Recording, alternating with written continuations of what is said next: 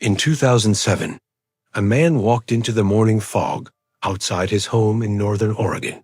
He was never seen again, but 3 days later, his boots were found neatly placed on his porch.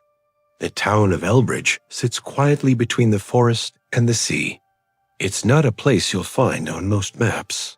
It's home to just a few hundred people, a single gas station, and a post office that closes early on Thursdays. Locals will tell you the fog there rolls in like a tide, slow, deliberate, and heavy. It's not the kind of fog that lifts by noon. It lingers, clings to the trees, and muffles all sound like a thick woolen blanket. In the fall of 2007, Elbridge was quiet as ever. The leaves had turned, the air smelled of pine and salt, and the mornings were cold enough to see your breath. People went about their routines. Coffee at the diner, fishing at the inlet, kids walking to school with backpacks that looked too big for their small shoulders. One of those people was Thomas Ellery. He lived alone in a small cedar house at the edge of town, just past the old mill road. He was 42, worked part-time at the library, and spent most evenings reading on his porch with a blanket over his knees. Thomas wasn't a recluse, but he kept to himself. He was polite, soft-spoken, and always seemed a little distant. He'd lived in Elbridge for nearly 20 years, and though few knew much about his past, everyone agreed he was a kind man. He had a habit of walking every single morning, just after sunrise. Always the same route, down the gravel path behind his house, through the woods, and back before breakfast. He once said it helped him think.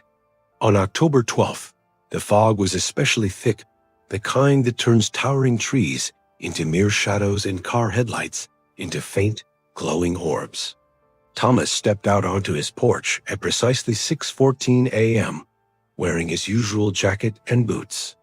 He locked the door behind him, tucked his hands into his pockets, and walked directly into the mist. He never came back. That morning, the fog was heavier than anyone could remember. Neighbors later described it as looking like smoke dents, swirling, almost unnatural. It swallowed the trees whole, blurred the power lines into nothing, and turned the gravel road into a pale ribbon that simply vanished into the woods. Only one person saw him leave. Mrs. Halpern, who lived across the road, said she saw Thomas pause at the edge of his yard.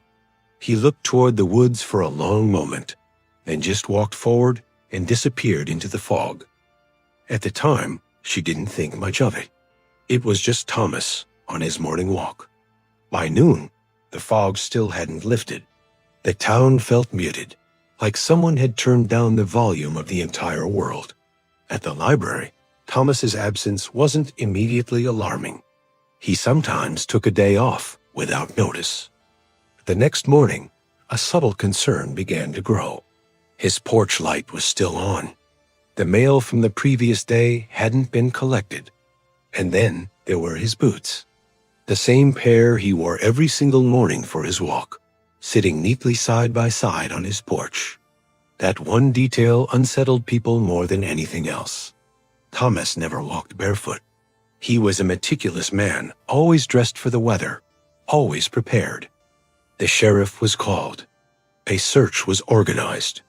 Volunteers from all over combed the woods, calling his name, checking old logging trails and creek beds. They found nothing. No footprints, no scraps of clothing, no wallet, no sign of a struggle. Just the boots perfectly dry, clean, and placed with an eerie sense of care. The fog finally lifted on the third day. The woods looked ordinary again, the trees solid and real. But Thomas was gone. The official search lasted for 5 days. People came from nearby towns to help, some with tracking dogs, others with just flashlights and a glimmer of hope. They dragged the creek, they checked every ravine, they mapped the entire forest. Still nothing. The sheriff's office kept a thin file on the case. A few photographs, Thomas's library ID, and a map with red circles marking the search zones. There was no evidence. There were no sightings. There was no reason for a man to just vanish. Slowly, the town tried to move on. The porch light on Thomas's house was turned off, and the boots, still impossibly clean, still dry, were taken into evidence by the sheriff. Then, 3 weeks later, a boy named Caleb found something in the woods. He was playing near the old mill road when he spotted a paperback book lying open on a stump. The pages were completely dry. The spine was cracked, as if someone had just been reading it. Inside, on the title page, was a name, Thomas Ellery. It was a copy of Asterisk, The Sea and the Silence Asterisk, a novel Thomas had checked out from the library just 2 days before he vanished. The library had already marked it overdue. No one had seen it since. The sheriff took the book. It was examined and photographed. There were no fingerprints, no signs of weathering from the elements. It was just a book, sitting there, as if someone had placed it there on purpose for Caleb to find. Then came the second coincidence.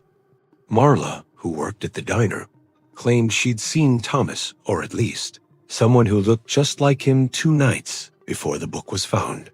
She was closing up for the night when she saw a man standing across the street, motionless, just watching the diner.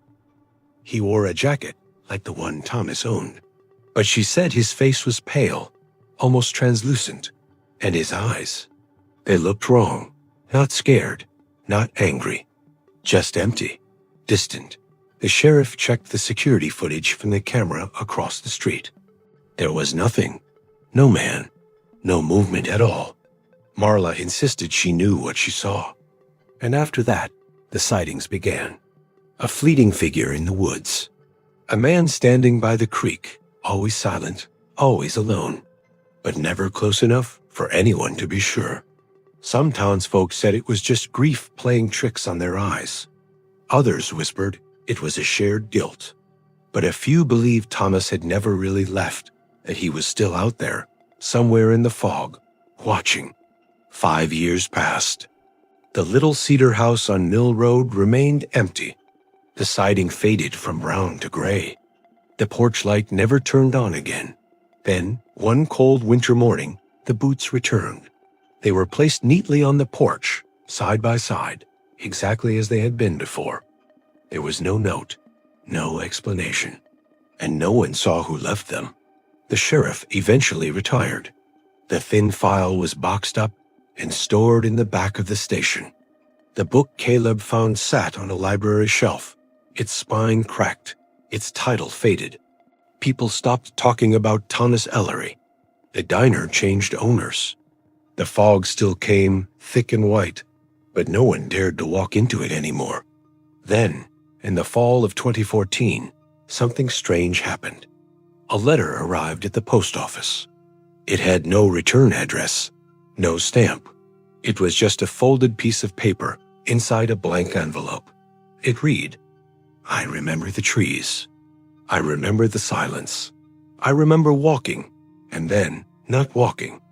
I don't know where I am, but I think I'm still here." The handwriting was shaky. The ink was smudged, but the signature at the bottom was clear. Thomas Ellery. The retired sheriff said it looked real. He said it felt asterisk real, but there was no way to prove it. The letter was placed in the file with the photographs and the map, and the file was closed for good. Some disappearances leave behind questions. Others leave behind only silence, but the ones that truly linger are the ones that feel like someone is still watching. Because sometimes the fog doesn't just take, it keeps. Thanks for watching. If you found this story as unsettling as I did, consider subscribing for more mysteries. Until next time, stay safe and maybe stay out of the fog.